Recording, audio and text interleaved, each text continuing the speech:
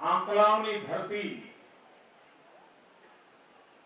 હિન્દુસ્તાનના સ્વતંત્રતાના ઇતિહાસમાં આ ધરતીનું નામ સ્વર્ણ અક્ષરે અંકાયેલું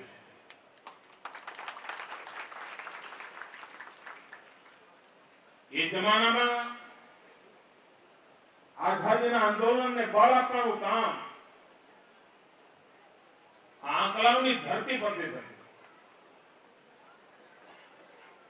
અંગ્રેજોના જુલ્મ હોવા છતાંય આંકલાઓના નાગરિકો ત્યારે જગ્યા નહોતા। સ્વાતંત્ર્ય સેનાનીઓની વણઝાર એક ઘરની અંદર એનો અહેસાસ થતો હતો અને આંકલાઓની વિશેષતા હતી કે ગાંધીજી હોય, સરદાર પટેલ હોય, અન્ય મહાનુભાવો હોય, એમને એ જમાનામાં આંકલાઓ આવવાની ઈચ્છા થઈ હતી। એ આંકલાઓની ધરતી પર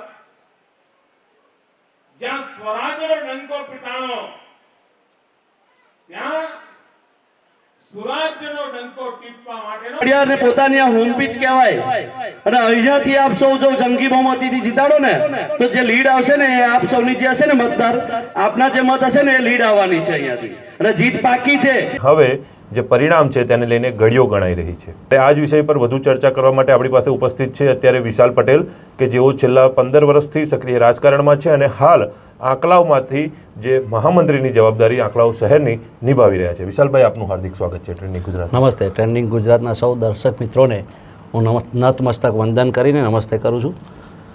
નથી કર્યા મોદી સાહેબનું જે 10 વર્ષનો કાર્યકાળ છે એમાં લોકોએ જોયું કે જે પણ વચન આપ્યું એ પૂર્ણ કર્યા છે અને દરેક યોજનાઓ છેવાડાના માનવી સુધી પહોંચી છે। એટલે મોદી સાહેબે 370ની વાત કરી, પૂર્ણ કર્યું। રામ મંદિરની વાત કરી, પૂર્ણ કર્યું। શૌચાલય બનાવવાની વાત કરી, પૂર્ણ કર્યા। ક્યાંક બાકી હશે ત્યાં હજુ કામગીરી ચાલુ છે।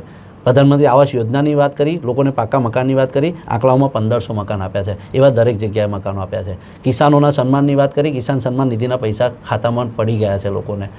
અને સુકન્યા સમૃદ્ધિ યોજના હોય, કુંવરબાઈનું મામેરું હોય, આવી અનેકો યોજનાઓ છે જે મોદી સાહેબે વચન આપ્યા છે અને પૂરા કર્યા છે। એટલે મોદી સાહેબે એટલે કહ્યું છે કે મોદી સાહેબે એટલે જે ગેરંટી આપે ને એ ગેરંટી પૂરું થવાની પણ ગેરંટી। એટલા માટે સૌને મોદી સાહેબમાં વિશ્વાસ છે।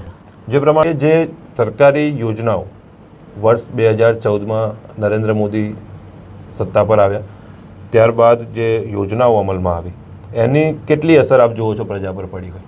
ચોક્કસથી જણાવ કે એમાં 14માં મોદી સાહેબની સરકાર બની, ભાજપની સરકાર બની કેન્દ્રમાં, ત્યાર પછી આપ જોઈ શકો છો કે પ્રધાનમંત્રી આવાસ યોજના હોય, શૌચાલયો જે બનાવ્યા, દિલ્હી લાલ કિલ્લા પરથી જ્યારે મોદી સાહેબે શૌચાલયની વાત કરી અને 13 કરોડથી વધુ શૌચાલય જ્યારે નિર્માણ થયું ત્યારે, અને બીજી વાત કરીએ તો કોરોના કાળ આવ્યો અને મફત અનાજ લોકો સુધી પહોંચાડ્યું કે જ્યારે કોઈની પાસે કમાવાના કોઈ સ્કોપ નહોતા, ઘરની બહાર નીકળાયું નહોતું, ત્યારે મફત અનાજ પૂરું પાડ્યું।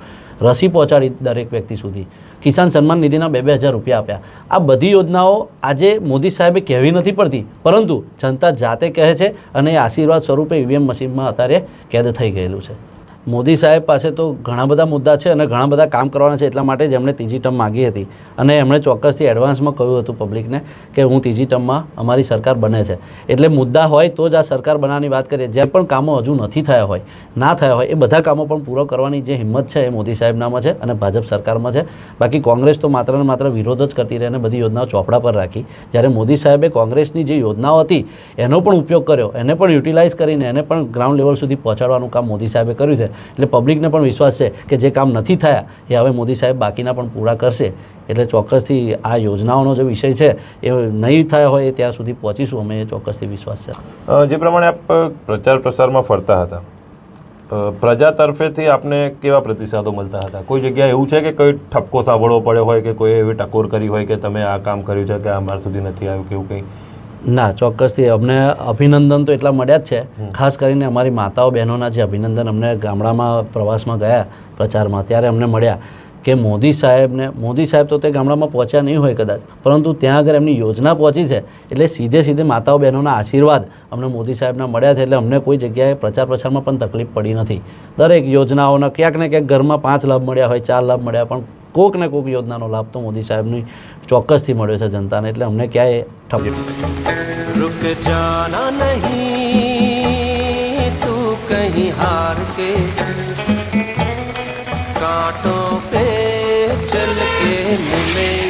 साए बहार के,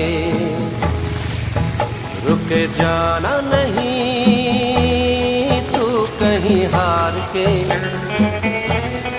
कांटों पे चल के मिलेंगे साए बहार के।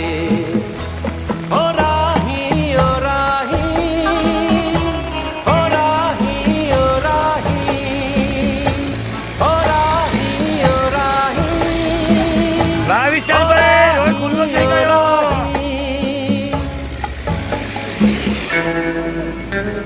આપણે ઉમેદવારી નોંધાવી છે તો સૌએ ભેગા થઈને આપણે ભારતીય જનતા પાર્ટીના ઉમેદવારોને જીતાડવા માટે મહેનત કરવાની અને પોતાના લાગતા વળગતા જે પણ લોકો હોય એમને મહેરબાની કરી કહેજો. મતદાર યાદીમાં જોઈને હું વોટ્સઅપ આપણા ગ્રુપમાં નાખી દઈશ તો જોઈને બધા પોતપોતાના લાગતા વળગતા કહેજો કે ભાજપને મત આપે.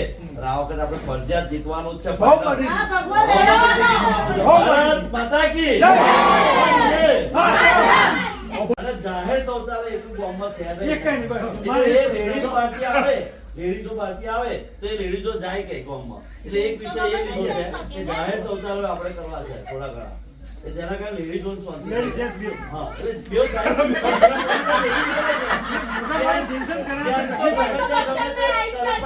લેડીઝોને કઈ